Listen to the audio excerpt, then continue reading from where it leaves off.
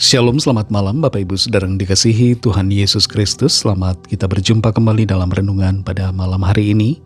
Kiranya saudara semua ada dalam keadaan yang baik, sehat, penuh sukacita, dan senantiasa kuat dalam iman kepada Tuhan. Sebelum kita mendengarkan kebenaran firman Tuhan, mari kita berdoa. Bapa kami yang di sorga, Bapa dalam nama Tuhan Yesus Kristus, terima kasih kami mengucap syukur untuk segala berkat kemurahan-Mu. Tuhan sudah menolong dan menyertai kami, sehingga kami mampu melewati semuanya. Terima kasih untuk segala berkat kebaikan-Mu. Saat ini kami mau mendengarkan sabda firman-Mu. Urapilah kami Roh Kudus supaya kami mengerti dan mentaati akan setiap kehendak-Mu. Dalam nama Tuhan Yesus kami berdoa. Haleluya, amin. Saudara yang dikasihi Tuhan, ayat firman Tuhan saat ini terdapat dalam Injil Markus pasal 13 ayat yang ke-7. Tertulis demikian. Dan apabila kamu mendengar deru perang atau kabar-kabar tentang perang, janganlah kamu gelisah. Semuanya itu harus terjadi, tetapi itu belum kesudahannya. Saudara yang dikasihi Tuhan, di Timur Tengah saat ini sedang terjadi konflik dan peperangan. Amerika dan Israel menyerang Iran, dan Iran juga membalas serangan ke berbagai negara teluk di sekitarnya. Di Indonesia juga terjadi konflik. Yang viral baru-baru ini adalah konflik soal perdagangan daging babi di kota Medan. Selain itu ada juga konflik-konflik lainnya.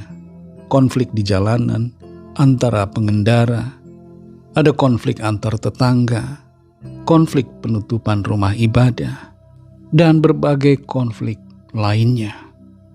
Dunia di mana kita hidup diwarnai konflik dan peperangan. Ada yang skalanya kecil, ada juga yang skalanya besar dan kelihatan menakutkan. Tapi dalam kesemuanya itu firman Tuhan sudah berbicara jauh sebelum semuanya itu terjadi. Jangan gelisah. Demikian kata firman Tuhan. Dalam Markus 13 ayat 7 ini tertulis perkataan Tuhan Yesus. Dan apabila kamu mendengar deru perang atau kabar-kabar tentang perang, janganlah kamu gelisah. Semuanya itu harus terjadi, tetapi itu belum kesudahannya. Mengapa jangan gelisah dinyatakan oleh Tuhan kepada kita? Tujuannya adalah supaya kita siap dalam menghadapi segala sesuatu. Pernyataan Tuhan di sini mendahului kenyataan yang akan terjadi. Dan itu menjelaskan mengapa kita tidak perlu gelisah. Karena kita sudah mengetahuinya lebih dulu dari Tuhan. Yang kedua, mengapa jangan gelisah? Karena itu belum kesudahannya. Apa hubungan antara belum kesudahan dengan kegelisahan? Hubungannya adalah soal menunaikan tugas yang diberikan kepada kita. Karena belum kesudahannya, maka kita tidak perlu gelisah dalam mengerjakan tugas panggilan Tuhan. Tetaplah bekerja dan selesaikan amanat Tuhan atas setiap kita masing-masing yang bisa kita kerjakan dalam masa-masa konflik dan peperangan di tempat di mana kita berada. Yang ketiga, saudara, apakah pernyataan firman Tuhan ini menjadi legitimasi dari kegelisahan kita ketika kesudahan zaman itu sudah dekat? Tidak. Ketika kesudahan segala sesuatu sudah dekat, yaitu ketika Tuhan Yesus akan segera datang kembali yang kedua kalinya ke bumi ini, kita pun tidak perlu gelisah. Karena setiap kita yang percaya sudah punya kepastian dan jaminan dalam kerajaan surga oleh kasih karunia-Nya yang dimeteraikan oleh darah-Nya. Tuhan Yesus katakan di sini, apabila kita mendengar kabar atau deru perang, jangan gelisah. Tetaplah tenang, saudara. Tapi bukan berarti senang.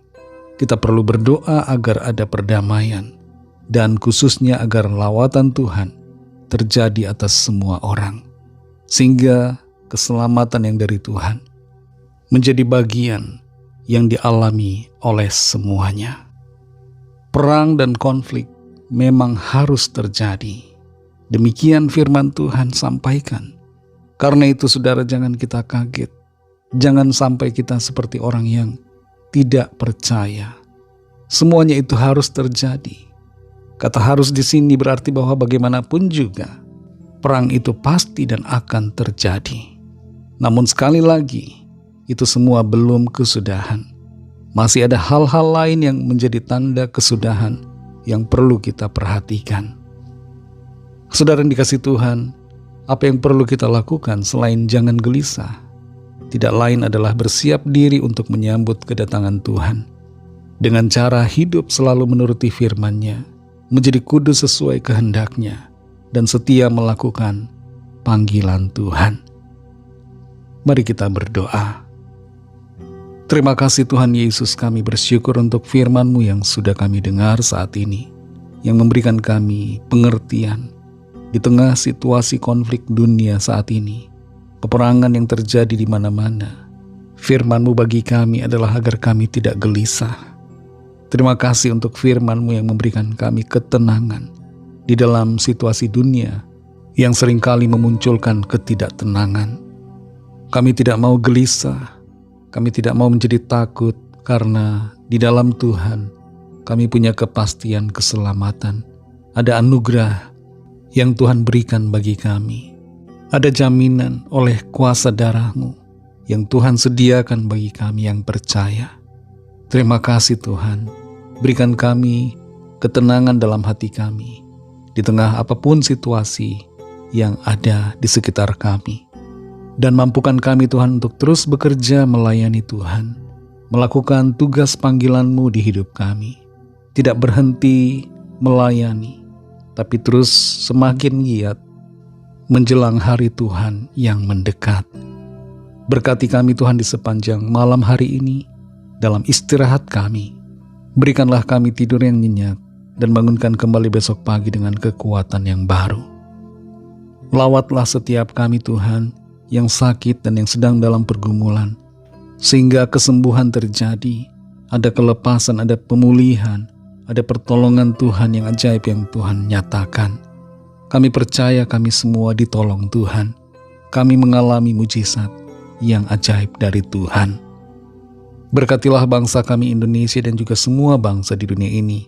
Berikanlah keamanan, kedamaian, kesejahteraan, dan berikanlah perdamaian Tuhan di Timur Tengah, juga di Eropa, antara Rusia, Ukraina, dan di berbagai wilayah yang lainnya. Lawatlah setiap orang dari segala bangsa, supaya percaya kepadamu dan menerima anugerah keselamatan.